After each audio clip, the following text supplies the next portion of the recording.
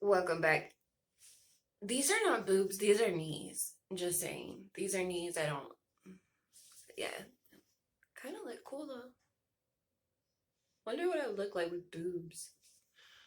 Okay. Today we got a kit from Saviland.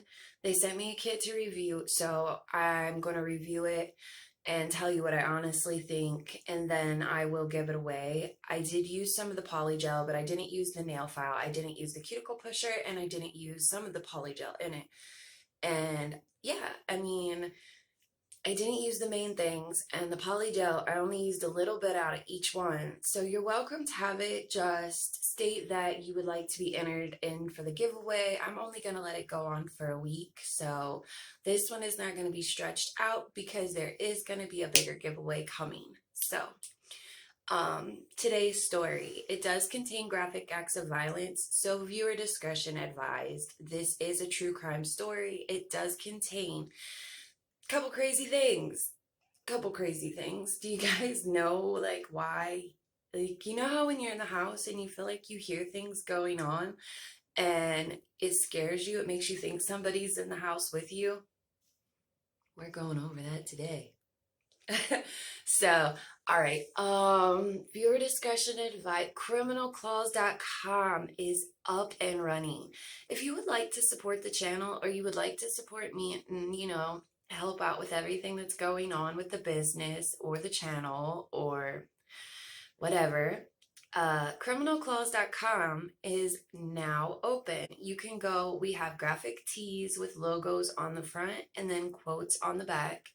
And they're the claws with the apple, that logo. And then we have quotes on the back which say my claws are sharper, or my claws are cuter, or my nail tech is better. We got, I don't know, they're just cute quotes. If you love nails, you're gonna love these shirts. And then we have nail art and accessories. We have, custom press-ons. If you would like to order your own custom press-on pair, you can go to criminalclaws.com, or you can hit me up on my IG at Beastie Nails. And yeah, let's get into the video. I think that's pretty much everything. Let's go.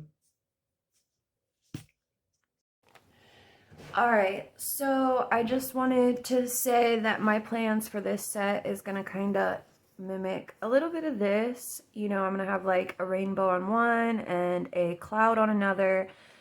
And then I'm also going to be doing 2 coats of base coat because I want to file these down and I'm pretty sure I wouldn't be able to soak these off.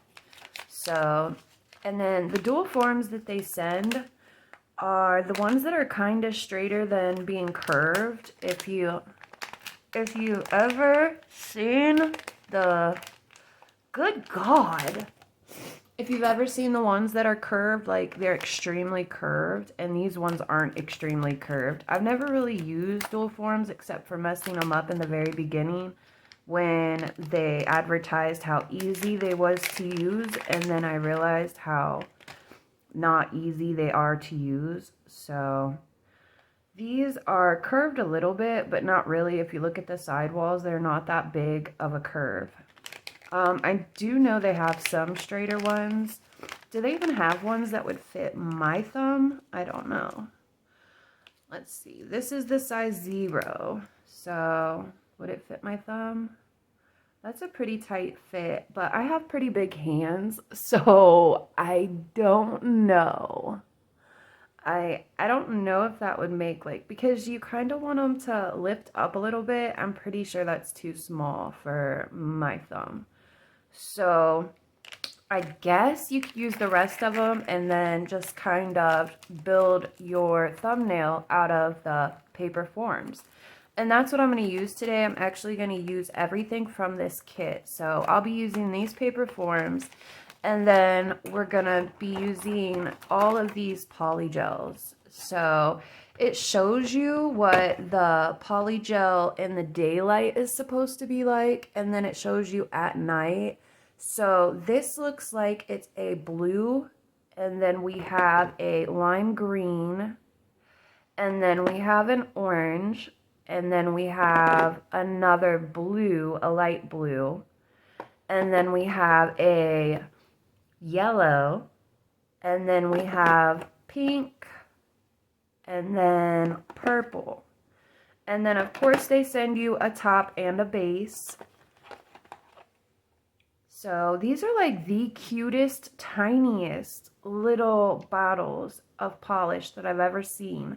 But it says they're 7 milliliters, and that's pretty much what you get in a, I don't know, let's see. When you buy Model 1s, you get 10 milliliters, but I'm not sure what comes in their kits, actually. This is the first time that, in a long time, that I've bought a kit, so... Well, I know in Ohuhu they give you pretty big bottles. So this is the slip solution. So I'm actually going to use this also. And then they send the brush. Let me see what that solution smells like. Break the brush. Same as every other brush. Nothing new here. And then let's see what this smells like. Oh, well, let's see. Didn't I just use, yeah. So we're gonna check this out real quick. It smells like nothing, thank God. That Ohuhu Beauty stunk so bad, I couldn't believe it. This does not smell like anything. So we're gonna get them ready. Oh, and what I wanted to tell you guys was, this is a disclaimer. If you're sensitive to, you know, death, dismemberment, if you're just sensitive to, you know, creepy people, creepy stories, this might not be the one for you. I don't really know what to say. There's kind of a child harmed in this. So if you don't want to hear about that, it's at the very end. I can give you a heads.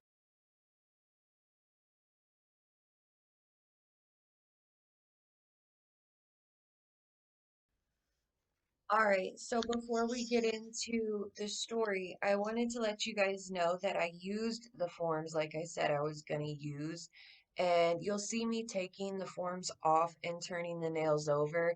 And what I'm showing you is how it didn't even cure through that thin layer for the extension. And this is why I don't really like using polygel too much, because you never really know if the center is even cured, or what you put on your nail bed, if that's still gooey underneath. Like, that's one reason that I worry with using polygel. And then also I end up using a wooden cuticle pusher, which it's great. I got it from a Russian nail tech, and it's a cute little trick. It works amazing trying to push around firm polygel. So you should definitely try that. But all right, now to the story.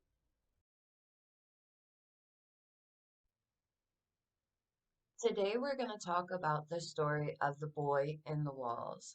And I'm going to begin this story in 1986 with a family of three: a widowed man and his two daughters.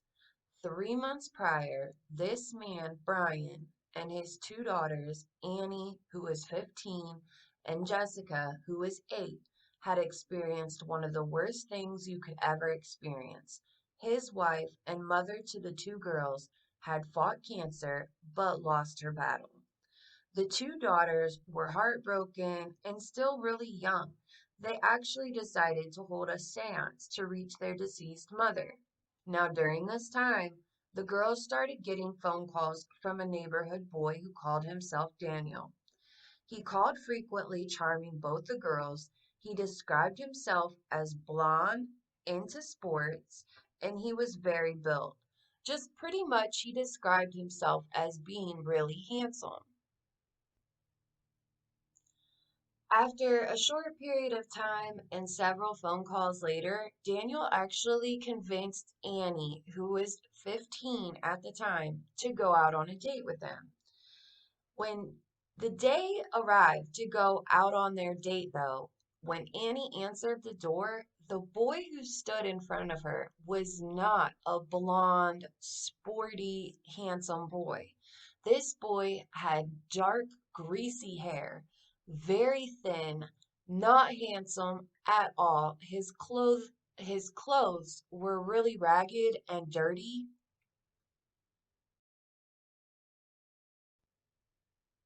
Even though the boy wasn't anything like he described himself as being, Annie was a pretty nice girl, so she decided that she was going to go with him anyways. Now, this is where reports get a little bit different. One stated that they went to a fair, one stated they just went out. I'm not sure if they went to a fair or a park, but they got ice cream and they went walking around and just talking. And Annie, losing her mother, decided to talk to Daniel about the experience and what she was going through. But Daniel's reaction was really weird. Instead of being comforting or trying to soothe her in any type of way, he actually fixated on the idea that her mother had died of cancer and was asking her what it was like to watch someone die.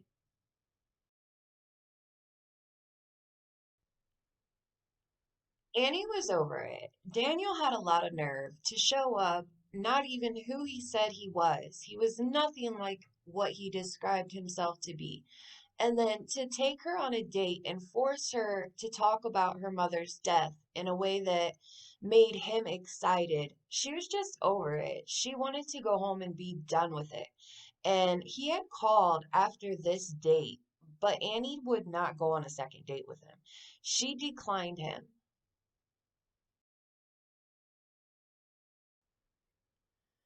Now, remember that the girls did hold a seance to try to reach their dead mother. But after the date with Daniel is when weird things really started to happen. For weeks after Annie went on her date with Daniel, they started hearing knocks on the walls, and then objects were getting moved. It wasn't completely obvious, but the girls could tell. They would put something down in one place, and then when they would go back to get it, it would be in a totally different place. The girls were really freaking out and they kept calling their dad Brian. And he's at work. He's a single parent at this point, so his job really meant a lot to him. He had to be able to provide for his two daughters. And he was getting really annoyed with these two girls. He's trying to convince them this is not your mother trying to reach you.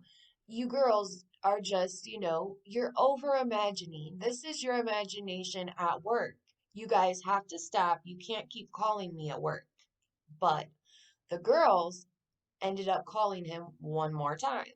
Now, from what I can tell, the girls did call him a couple times and he did leave work previously. But this last time just took the cake. The girls called and told Brian that they found a letter, and the letter said to meet me in the bedroom. I'm not sure if it said Annie's bedroom or a specific bedroom, but the letter said meet me or I am. I'm not sure. The stories kind of get blurred, but pretty much it told the girls to come to the bedroom. Pretty much. So Brian gets in his car, rushes home. He's ready to tell the girls off. He's gonna prove that there is nothing to be worried about and it's just their imagination. But when he pulls in and he rushes into the house, imagine, you're gonna be pissed. These girls keep calling him home, and there's nothing to be called home for. So he comes rushing into the house. He goes to Annie's bedroom, flings open the door, and stops, dead in his tracks. His blood runs cold, standing with his back to him. The person in the room is wearing his wife's nightgown, a blonde wig, wearing lipstick, and holding a hatchet. Brian is furious. Daniel ends up attacking Brian with the hatchet, and a struggle ensues. Somehow, Brian does not get hurt, but Daniel gets away. So, Brian calls the cops and tells them somebody just broke into my house and they were wearing my wife's nightgown, pestering my daughters, just explaining what had been going on. And the cops show up, they investigate, they're searching for this person, and where do they find Daniel? There's a hidden spot in the wall, a little crawl space, and it's behind a cupboard. Daniel already knew about this spot. This is where the cops find him. So you can imagine he had been in that spot before, just watching Annie. He could have killed her at any time. This girl has to think back on all the times that she was hearing the noises in the home and all the times that that boy had to have been in that crawl space just watching her and waiting for the perfect time or the perfect opportunity.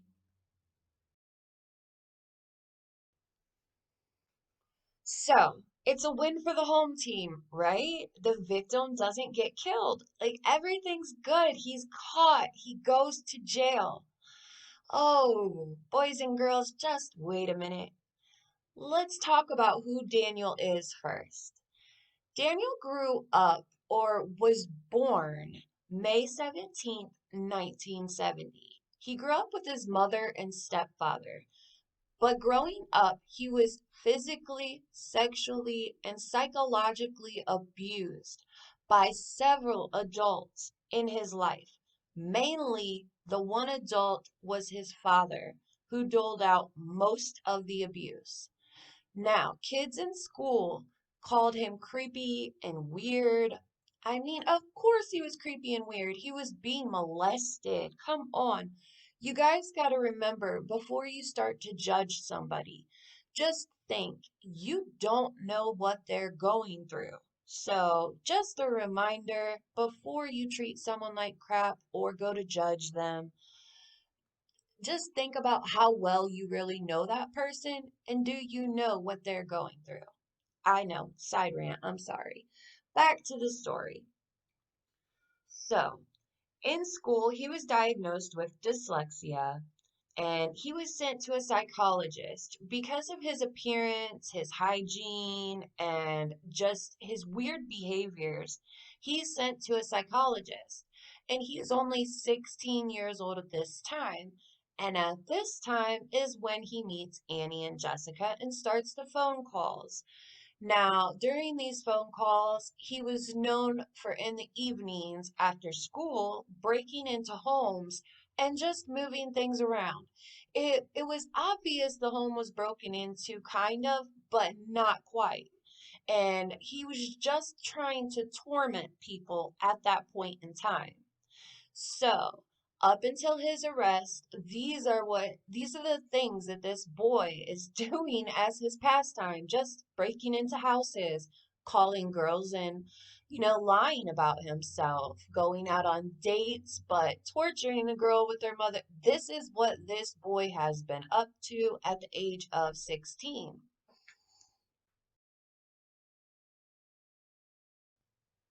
So, Daniel, after the crime committed against Brian and his two girls, he was placed in a juvenile facility I'm sorry, until October of 1987, of which now he is 17 years old.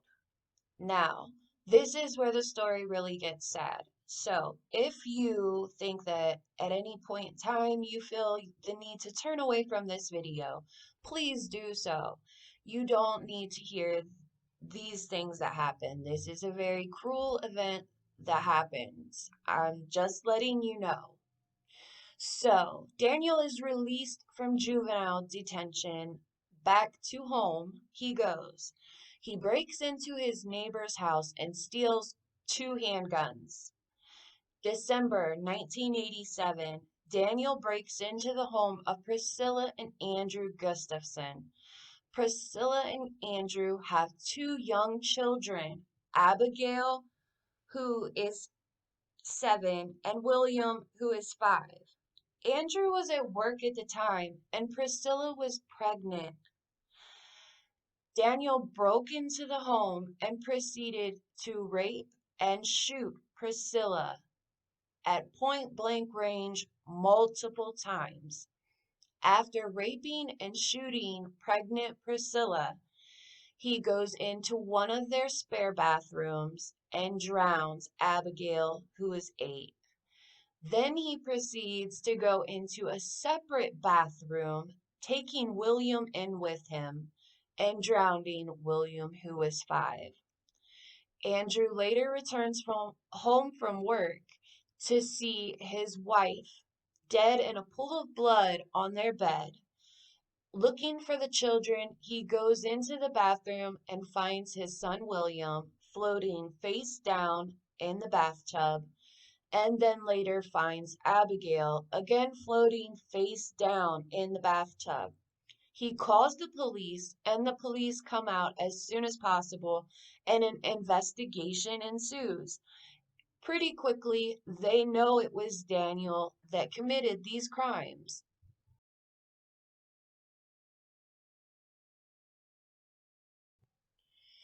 Now, while the police are investigating, a couple towns over, Daniel actually kidnaps a woman in her car, but she's able to get free. Thank God. Thank God another victim gets away from this man. The woman gets free. She calls the cops, alerts them, and 2 days later, Daniel is found in a dumpster.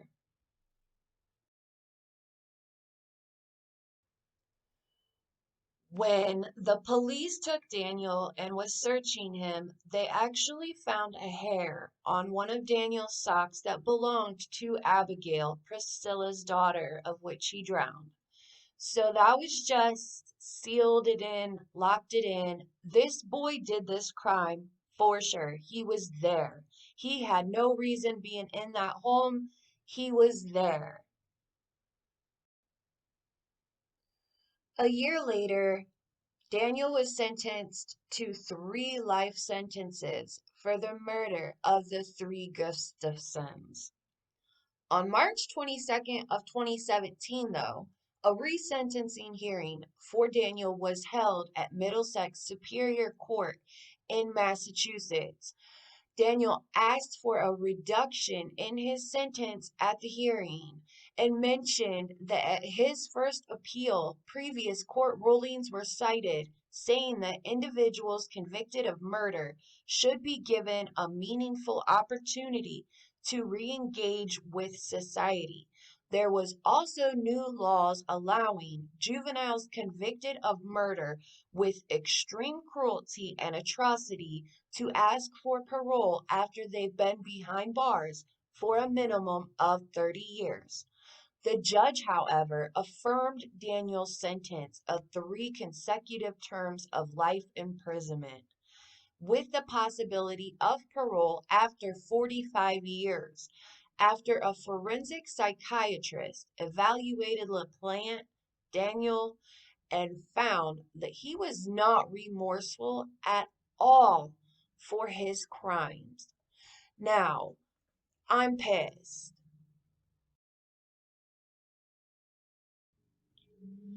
I truly feel that if you are known to commit crimes against other human beings, if you have shown your true colors and you like to torment people, that something more should be done. He should have never went to a juvenile facility for only 2 months. He was he was in Brian, Annie, and Jessica's home for 2 months, torturing these girls, and he appeared with a hatchet. He had the intentions of harming these people. It's mind-boggling that our society throws people in a cage and does not even try to rehabilitate, does not try to pay attention to what is going on with these people. They just release them back into society. This boy was troubled. Why did they do that? I don't get it. I don't understand our prison system. It fails. It fails every time.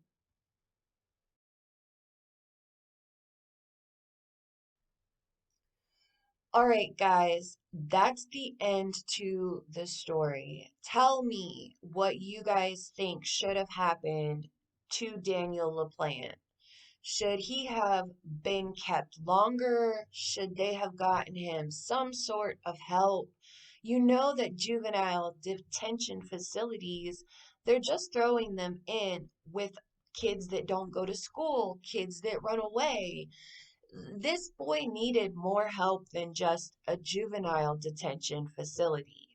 But again, the system fails. So I'm not saying there's one cure all for this problem, but I do feel like certain cases like this, not just a child skipping school, but a child that is willing to break into someone's home and torture them for 2 months and appear with a hatchet, planning on an attack. This boy needed help. And I feel like with certain cases require certain special circumstances that, sometimes the law just doesn't fit around one person. But tell me your feelings, tell me what you guys think about this story, and I will read the comments. I always do. And don't forget to subscribe. Yeah. All right, guys. I love you guys. Thank you so much. And don't forget about criminalclaws.com. We have t-shirts, we have lots of stuff. Go check it out. All right, bye. Oh, wait, yeah. I wanted to ask you guys, what did you think about the nails? They're supposed to be like school time notebook nails when we used to doodle on our notebooks, which you can do this design with just gel paint and draw the pictures, but then it doesn't really glow at night, if you know what I mean. So, if you want the whole thing to glow except for the outlines, which would show, what the pictures are, that's what the black gel paint was for. So that at night, when you shut the light off, the whole image is glowing and you can see it clearly because of the black gel paint. So they turned out so bomb. I was so excited. I might have overdid it on the sloppiness of the pictures because it was supposed to be like, elementary or like middle school style drawings. So I don't know. I loved them. I think it's the shape. I am doing this with the forms. The shape turned out super cute.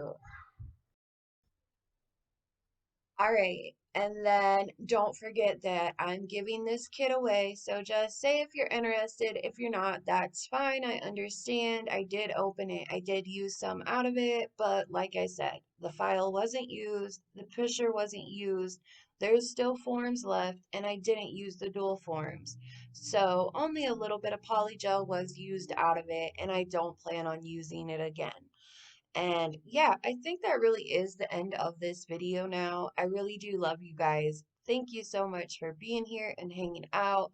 Don't forget to comment what your thoughts are. And yeah, I'm gonna go again. All right, bye.